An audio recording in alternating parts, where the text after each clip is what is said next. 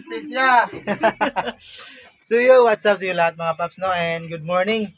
Meron na tayong update dito sa ating ginagawa ngayon isang Samsung, no? 40 inches LCD TV. So yung problema niya is matagal po siyang ipa-power on. So balito po yung unit natin, ito yung kanyang power supply tapos mainboard niya. So LCD TV pa to, medyo old model na ng Samsung.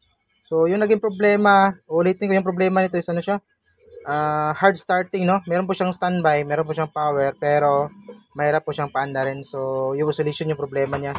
So, makikita natin dito yung naging problema is yung kanyang mga kapasitor sa may mainboard natin. So, yun siya, pinagpalitan po natin yan. Gumamit tayo ng ESR para malaman natin kung good or bad pa ba yung ating kapasitor. So, yun nga is yung problema yung kapasitor natin. So, saksak ko. So, yun. Goes na po yung ating